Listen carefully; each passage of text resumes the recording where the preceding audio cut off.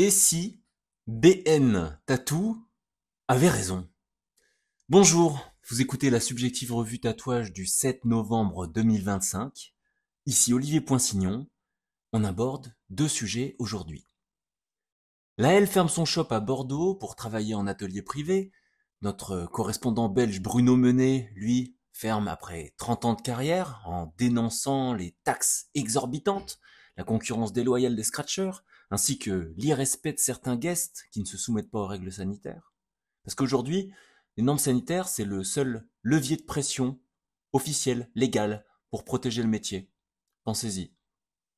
J'ai aussi vu des posts enflammés, notamment sur la page de Marco Art de Pic à Toulouse, où c'est plus largement notre mode de consommation général qui est visé. Bref, l'activité en ligne des tatoueurs, c'est une belle crise assumée. Tatouage Magazine lance donc une enquête auprès des clients et des pros jusqu'au 20 novembre. Et là, je les cite. Le métier du tatouage est en pleine mutation. Et vous, comment vous tenez le cap? Planning qui se vide, clients qui négocient les prix, tatouages ratés à recouvrir, boutiques qui ferment, mais aussi des idées neuves, des stratégies qui marchent, des pros qui se réinventent.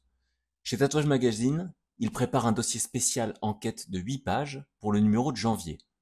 On veut entendre vos voix, vos galères, vos solutions, vos visions. Tatoueurs et tatoueuses jeunes ou expérimentés, comment vivez-vous les changements du métier? Quelles stratégies avez-vous mises en place? Comment vous adaptez-vous à la crise, à la concurrence, à l'évolution des clients?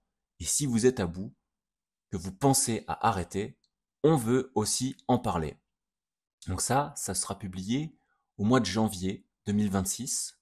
Je ne vais pas le manquer. Mais là, tout de suite, j'entre en piste. Est-ce que vous connaissez les licornes? Est-ce que vous connaissez les licornes en économie? L'idée d'une licorne, c'est d'accepter des pertes massives en faisant beaucoup d'investissements dans le matériel, les nouvelles technologies, des visuels de communication, avec de grosses équipes de prod, ouvrir de grandes équipes. Donc, accepter un risque très élevé pour croître plus vite que tout le monde, afin de verrouiller un marché avant les concurrents. Bah là, en 2025, le marché du tatou, il est blindé de concurrents. Des concurrents ultra compétents, avec des identités fortes, mais pas assez de consommation derrière. Le coup de la licorne dans le monde du tatouage, c'est mort. Le problème actuel, c'est que l'âge d'or du tatouage, c'est terminé. Sauf que les tatoueurs, bah, ils sont meilleurs qu'avant. Pour beaucoup, c'est un monde de passionnés. Et quand on a fini le boulot, on continue de dessiner. On continue de progresser.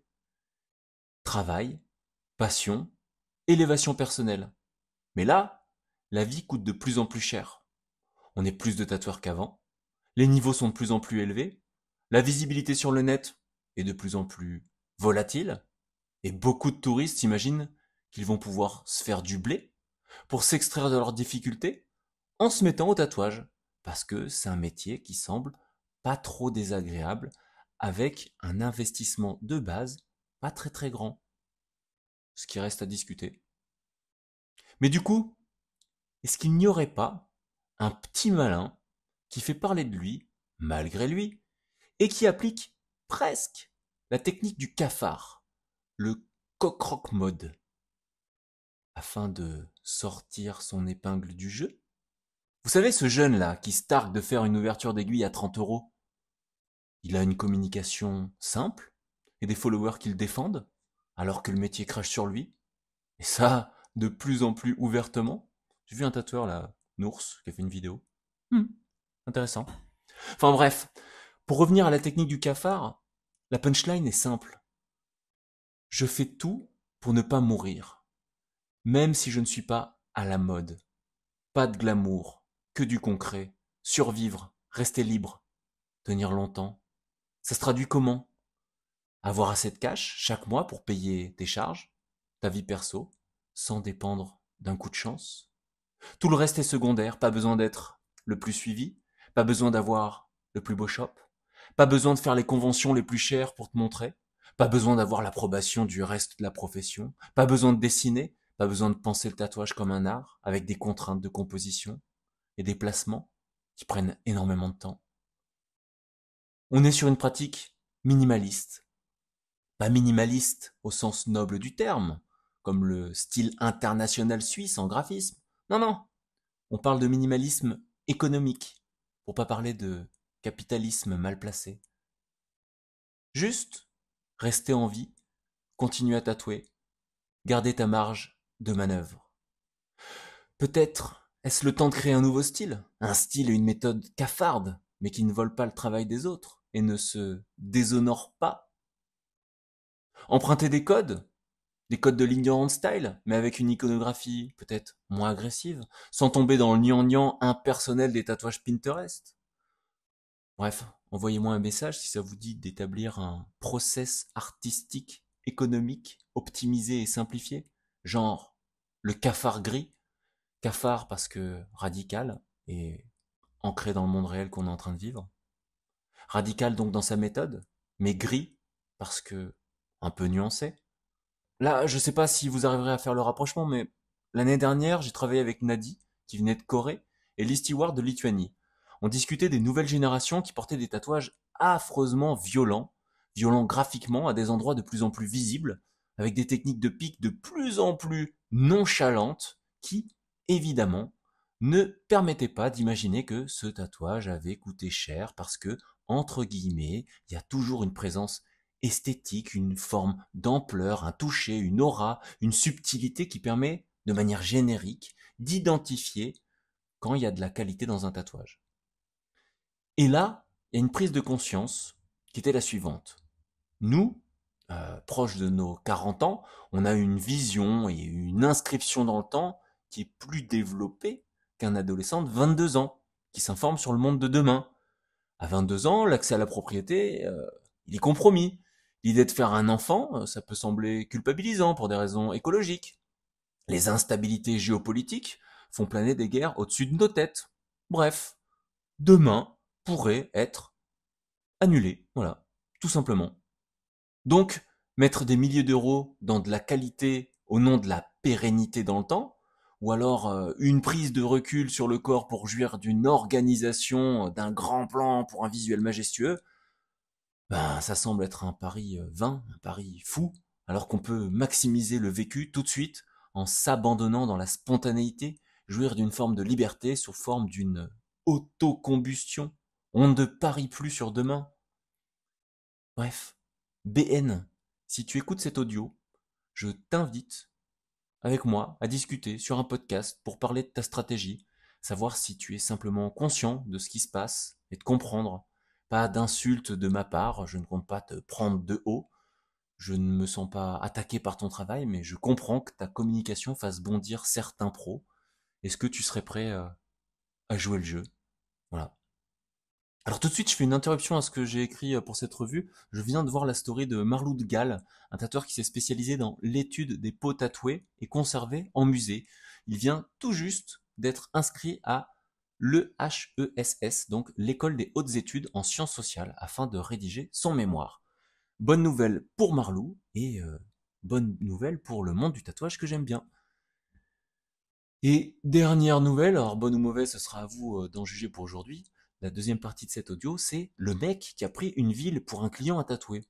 Aujourd'hui, 7 novembre, je fais mon vernissage d'exposition qui s'appelle Murmure de volcan à Ambert. Et je ne crois pas que je vais vous voir. Ambert étant une ville un peu confidentielle, je peux imaginer la difficulté et le luxe que cela peut représenter d'assister à un vernissage aujourd'hui. Toutefois, si ça vous intéresse, le mec qui a pris la ville pour une personne, j'ai prévu d'en faire un billet développé avec une belle galerie de photos via ma page Patreon. Vous pourrez voir mon mur de recherche, mon Rubik's Cube géant gravé au dermographe et un bout de réflexion sur, ouvrez les guillemets, comment traiter un sujet artistique. Parce que dans le cadre de la résidence artistique que j'ai menée à Ambert, je me suis donné la mission de traiter la ville d'Ambert comme une personne, comme quand je tatoue. Le même raisonnement, mais plus grand, avec plus de temps. Je suis allé à la rencontre de son histoire, j'ai observé ses forces, ses cicatrices, ses caractéristiques pour pouvoir offrir, derrière, une multitude de traces et de possibilités. Au cinéma, quand on voit une scène avec émotion forte, un des mécanismes employés que je trouve efficace et astucieux, c'est de montrer la scène en la coupant de plan sur le visage du protagoniste. C'est-à-dire, si quelqu'un dit une dinguerie, le plus intéressant, c'est pas celui qui dit la dinguerie, mais plutôt le protagoniste, le destinataire, celui qui entend et peut réagir émotionnellement à la dinguerie dans le film. On peut voir ce que ça lui fait, ses yeux, son sourire, sa tenue globale. J'essaye donc ici de mettre le focus sur ce que j'ai vu et sélectionné. Le temps de cette exposition, j'espère faire ressentir les sourires et les doutes de mes réalisations dans ce cadre-là. C'est parce que je suis tatoueur que j'ai pu décrocher cette bourse de création, cette bourse de graveur sur peau qui m'a fait passer à gravure de gomme, lino, et je peux vous dire que j'ai pris une sacrée leçon d'humilité tout au long de cette année 2025. Le travail de tatoueur, à tort ou à raison, c'est un métier où la gratification est quotidienne, où le risque de se tromper est maigre quand on est bien rodé. Maigre parce que si l'on pose les bonnes questions, que l'on comprend son client, eh bien, le projet est balisé et pensé pour réussir. Normalement, un tatoueur doit s'assurer que son client est satisfait de l'idée avant même de commencer. Sinon, c'est que c'est pas clair et ça peut très mal se passer. Or, en gravure et toutes les techniques d'estampe, on travaille sur le temps long avec des matériaux vachement plus volatiles que la peau, des matériaux qui semblent à la fois quelconques et en même temps très précieux et fragiles. Fragiles quand on les comprend, et là je parle vraiment des feuilles. Hein. Sauf que la feuille, elle, comparée à l'humain, elle peut pas donner son avis. À la fin, elle ne nous félicite pas pour nous dire que ben, ce qu'on a fait c'est bien. On est juste face à nous-mêmes et notre travail, notre propos, notre vision, notre savoir-faire. Et de ce fait, le monde de la gravure est un monde plus humble, financièrement plus modeste et besogneux, beaucoup plus que celui du monde des tatoueurs.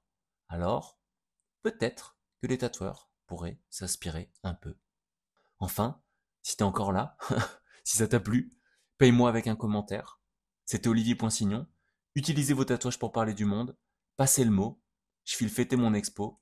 Et à la semaine prochaine.